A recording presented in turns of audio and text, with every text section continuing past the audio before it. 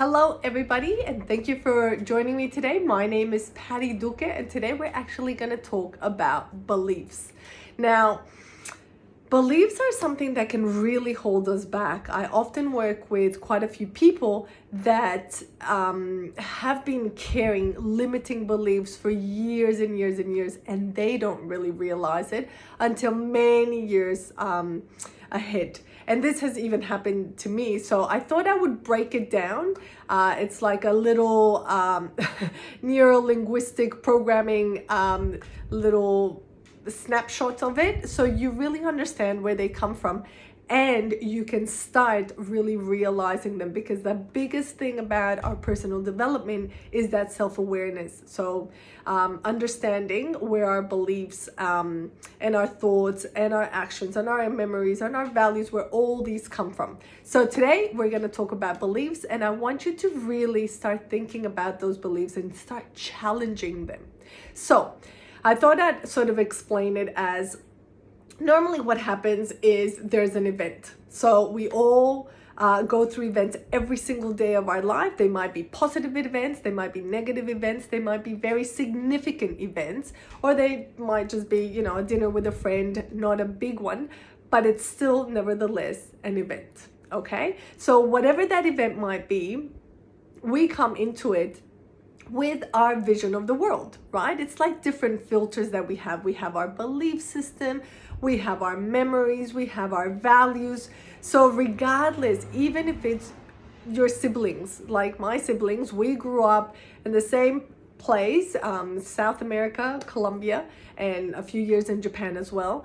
But we all have different belief systems, and we all have sort of different values. We had the same parents, the same upbringing, the same opportunities, yet we do have different beliefs, right? So I really want you to start understanding that this is really our representation of the world.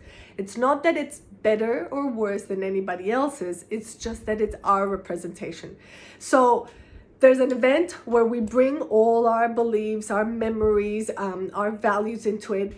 And from that event, especially when it's happened in the past, we actually either delete some of the information we don't want, we change some of the information because we don't really remember some of the details because they weren't important for us, but they might have been really important for someone else. And we tend to generalize as well, right? Especially when it's events that have happened many years ago. You can be in the same situation, you could have been with someone else and they're like, I didn't remember that, I don't even remember that happening.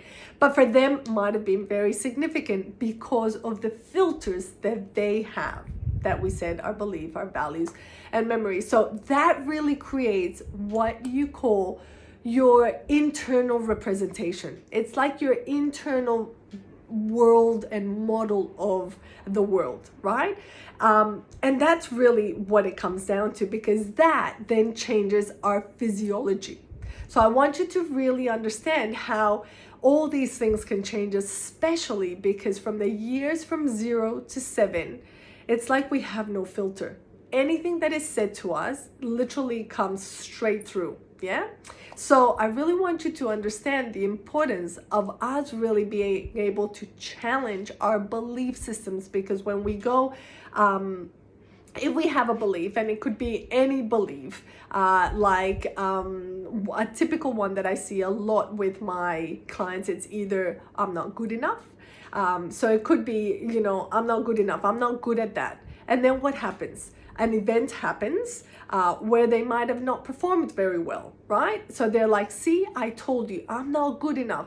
So they start stacking one event on top of the other on that same belief, really reinforcing that belief that I'm not good enough, and then a few weeks later, then someone mentions something to them, and it obviously means that they're not good enough. So that's once again a confirmation that they're not good enough. So it's another event that really stacks on top of the previous one. So it might be that you did bad in an exam one day, and then another day you didn't learn how to drive properly, and then you got home and you were supposed to cook dinner and then you burnt the dinner. So it's like, I can't do anything right. Whatever I do, it doesn't matter the situation, it doesn't matter the event, it's just the way how you're representing them and how you're stacking those beliefs. So every time that something like that happens, you're saying to yourself, I knew it. Like, see, this is the representation that I'm not good enough. So you keep reconfirming and having that internal representation, like that movie within your mind of saying you're not good enough, you're not good enough. And you carry this for years and years and years. And it might have just started in a playground situation or little fight with a friend when you were 5. You just don't know how to read. Well, guess what? At 5, we might not even know how to read. We're learning how to read. Not even 5, 6 is when we start learning. And then someone says to you, oh, you're really bad at that. You can't do anything right. And you keep carrying that for years and years. So I really want you to start questioning a lot of these beliefs, because what I see with my clients is that when we sort of go back to the event where this belief was created, they sort of really obviously have now had 10, 20, 30, 40 years. And it's like, God, that's a bit silly. So they really then realize that, they've been holding this for so many years when really there was not much to it. But it's only until we really create that self-awareness and we really challenge ourselves. So what happens is we have a belief system, and it might be just like that, and that's what you believe, and that's all you've ever seen, and that's how your world is. And someone else shows you something different, right? So they increase your belief system to something that could be better. That's something you've never really considered. So you really have to go through that sort of comfort zone or really uncomfortable situation to get past to the other side, and then expand that belief system and break through that belief system, because that's what happens. Sometimes we get caught up in it and it really limits us, and some people actually prefer to stay in that pain of that belief system or that comfort zone without not really waking up to what's holding them back. Instead of going through the short-term pain of pushing through that comfort zone and just breaking through the other end. So I hope you have found this helpful. Please do comment below or reach out to me. This is a very, very, very important. I cannot emphasize how important it is that we start realizing what our beliefs are and start challenging them so you can start changing them, because we all know neuroplasticity. The studies are there, the research is there, we can change our minds. So it's all about you mastering your mindset and harnessing your happiness. So thank you for watching. See you next time. Bye.